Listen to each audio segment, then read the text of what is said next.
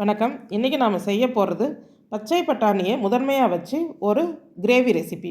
இதில் முழு பச்சை பட்டாணி, அதே மாதிரி உரிச்ச பச்சை பட்டாணி, கடலைப்பருப்பெல்லாம் சேர்க்க போகிறோம். சப்பாத்திக்கு ஒரு அல்டிமேட்டான சைட் டிஷ். சாதமே சாப்பிட வேண்டாம்னு நினைக்கிறவங்க இதை மட்டுமே சாப்பிடலாம். Hello viewers, welcome to காப்பியாஸ் village kitchen. இதை பாருங்கள், நான் ஃப்ரீஸ் பண்ணி வச்சுருந்த பச்சை பட்டாணி. அதாவது நான் ஃப்ரீஸ் பண்ணி 5 மாதம் ஆகுது. எப்படி ஃப்ரீஸ் பண்ணன்றதை நான் வீடியோ கூட போட்டிருக்கேன், நீங்கள் பார்க்கலாம். இதை இப்போ முழுசாக வாங்கின பச்சை பட்டாணி. இந்த சீசன்லேயே இந்த பச்சை பட்டாணி கிடைக்கும் போது நீங்கள் இந்த ரெசிப்பியை செய்யுங்க. இந்த நார் நம்ம சைடில் விலக்கி எடுத்துட்டோன்னு சொன்னால் பட்டாணி வேகும் போது விரிஞ்சு அந்த பருப்பெல்லாம் கிரேவிலே விழுதுடும். அதனால் நான் சைடில் சிசர்ஸ் வச்சு கட் பண்ணி எடுத்துடுறேன். அப்போ அந்த நார் விலகாது. இந்த பட்டாணியை முழுசாகவே அப்படியே வேகும். அது நமக்கு மென்று சாப்பிட்றதுக்கு அவ்வளோ ஒரு சுவையாக இருக்கும். அதனால் நல்ல பட்டாணியாக பார்த்து எடுத்துக்கோங்க. நல்ல சதைப்பற்றாக இருக்கிற மாதிரி இருந்துச்சுன்னா இன்னுமே சிறப்பாக இருக்கும். உருளைக்கிழங்கு கொஞ்சம் நறுக்கி வச்சுருக்கிறேன், பீன்ஸ் கொஞ்சம் நறுக்கி வச்சுருக்கிறேன். நம்ம விருப்பம் கூட நீங்கள் எந்த காய்கறினாலும் சேர்த்துக்கலாம். பச்சை பட்டாணி 1 கப் அளவுக்கு எடுத்து வச்சுருக்கிறேன். இதுக்கு வெங்காயம், ஒரு பெரிய வெங்காயம் பொடிசாக நறுக்கி வச்சுக்கோங்க. தக்காளி கொஞ்சம் கூடுதலாக இருக்கணும். நான் ஒரு 4 தக்காளி பொடிசாக நறுக்கி வச்சுருக்கிறேன். அரை கப்பு போல் கடலைப்பருப்பு ஊற வைக்கல, நான் அப்படியே நேரடியாக ப்ரெஷர் குக்கரில் சேர்த்து ஒரு 7-8 விசில் எடுத்து வச்சுட்டேன். குழையெல்லாம் கூடாது, கடலைப்பருப்பு நல்லா நெத்தாக வெந்திருக்கணும். அந்த அளவுக்கு இருக்கணும் இந்த ரெசிபிக்கு. அதனால் நீங்கள் தனியாக ஊற வச்சு அவிக்கணும்ல தேவையில்லை. அப்படியே ப்ரெஷர் குக்கரில் வச்சு ஒரு அவிச்சு எடுத்து வச்சுருங்க. வானொலி சூடு பண்ணி ஒரு 3 ஸ்பூன் எண்ணெய் சேர்த்துடலாம். இதுக்கு கடுகு தேவைப்படாது. சோம்பு 1 ஸ்பூன் சேர்த்துருங்க. சோம்பு பொரிஞ்ச உடனே கடைசியாக ஒரு அரை ஸ்பூன் சீரகம் சேர்த்துருங்க. இந்த சோம்பு சீரகம் மனம் ரொம்ப நல்லா இருக்கும். பச்சை மிளகாய், இதுக்கு முதன்மையாக காரம் பச்சை மிளகாய் தான். அதனால் நான் ஒரு 4 பச்சை மிளகாய் கீரி சேர்த்துக்கிட்டு இது நல்ல காரம் இருக்கும். எண்ணெயிலே பச்சை மிளகாவை நல்லா வதக்கிடுங்க. அந்த மிளகாய் ஃப்ளேவர் எண்ணெயில் நல்லா இறங்கிடும். மிளகாய் வதங்கட்டும், நாம் நறுக்கி வச்சுக்கிற வெங்காயத்தை சேர்த்துடலாம். வெங்காயத்தை எண்ணெயில் நல்லா ஒரு கிளறி விட்டுட்டு கொஞ்சமாக உப்பு சேர்த்துட்டிங்கன்னா வெங்காயம் நல்லா கண்ணாடி பதம் வந்துடும் ஈஸியாக. நான் எல்லா சமையல்லையுமே நான் குறிப்பிட்டு சொல்லுவேன், அதிகமாக வெங்காயம் சேர்த்து செய்கிற டிஷ்ஷுக்கு இது ஒரு நல்ல டிப்ஸு. வெங்காயம் பாதி வதங்கினதும் இஞ்சி பூண்டு 1 டேபிள் ஸ்பூன் அளவுக்கு சேர்த்துக்கிறேன். இஞ்சி பூண்டு தட்டி வச்சது. இந்த மாதிரி ரெசிபிக்கெலாம் தட்டி சேர்த்தா ஒரு மனம் நல்லா இருக்கும், விழுதாக சேர்க்குறத விட.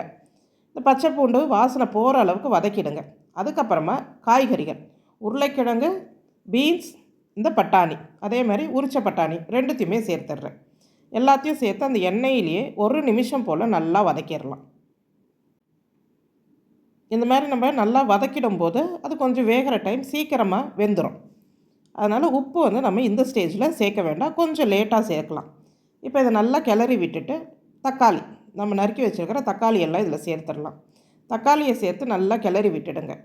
நல்லா கிளறின பிறகு அதுக்கு ஒரு அரை ஸ்பூன் அளவுக்கு மஞ்சள் தூள் அதை சேர்த்துட்டு நம்ம மறுபடியும் ஒரு கிளறி விட்டோன்னா தக்காளி கொஞ்சம் சீக்கிரமாக மசிய ஆரம்பிக்கும். அதனால் நான் ஒரு அரை ஸ்பூன் மஞ்சள் தூள் சேர்த்துடுறேன்.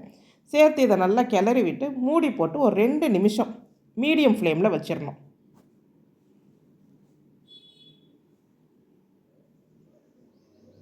அவ்வளோதாங்க. இதை மூடி போட்டு ஒரு குறைவான தீயில் ஒரு 2 நிமிஷம் விட்டுருங்க. தக்காளி நல்லா குழஞ்சி வந்துடும்.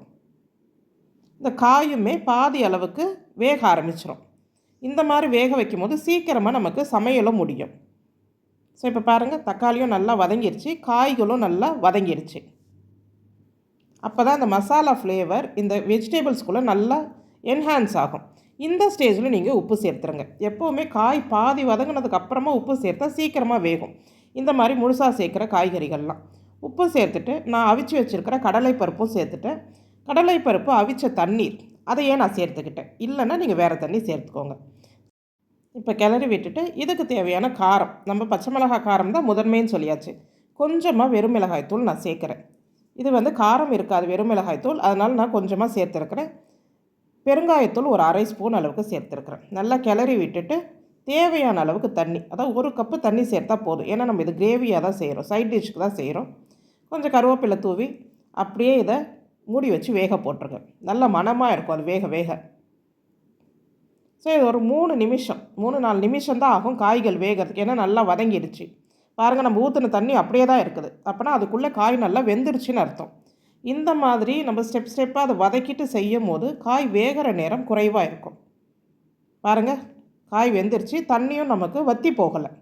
இப்போ பட்டாணி பாட் எல்லாமே நல்லா வெந்துருச்சு. இந்த ஸ்டேஜில் இதுக்கு ஒரு பைண்டிங் கொடுக்கணும் இல்லையா, நான் 2 ஸ்பூன் கடலை மாவு எடுத்துருக்கிறேன். தண்ணி ஊற்றி கட்டி இல்லாமல் கரைச்சி அந்த கடலை மாவை சேர்த்துடலாம். கடலை மாவு இல்லைன்றவங்க தோசை மாவு வச்சுருந்தீங்கன்னா ஒரு 3 ஸ்பூன் தோசை மாவு எடுத்து நல்லா கொஞ்சம் தண்ணி கலந்து சேர்த்துட்டு இதில் சேர்க்கலாம். நல்லாவே சுவையாக இருக்கும். கடலை மாவு கொஞ்சம் கூடுதலாக போட்டுட்டிங்கன்னா சுவையை கெடுத்துரும், கழகழன்னு ஆகிடும். அதனால் அளவாக தான் சேர்க்கணும். மூடிட்டு ஒரு 2 இல்லைன்னா 3 நிமிஷம் மிதமான தீயில விட்டுறணும். அவ்வளோதாங்க. நமக்கு நம்மளுடைய பச்சை பட்டாணி கிரேவி ரெடி ஆயிடுச்சு. இது சப்பாத்தி கூடலாம் வச்சு சாப்பிட்றதுக்கு அவ்வளோ சுவையாக இருக்கும். இன்னும் கொஞ்சம் ஆற ஆற அந்த பைண்டிங் நேச்சர் இன்னுமே நல்லா இருக்கும். அப்படியே ஒரு தொக்கு மாதிரி வந்துடும். எனக்கு சாப்பாடு வேணாம், டயட்டில் இருக்கிறேன் அப்படின்னு நினைக்கிறவங்க உங்களுக்கு விருப்பப்பட்ட காய்கறிகளை இதே போல் செய்து சாப்பாடு இல்லாமல் வெறும் இந்த காய்கறிகளை மட்டுமே சாப்பிடலாம். அவ்வளோ ஒரு ஹெல்த்தியானது. செய்து பாருங்கள், கண்டிப்பாக பிடிக்கும். சீசன் இருக்கும் போதே செஞ்சு பாருங்கள்.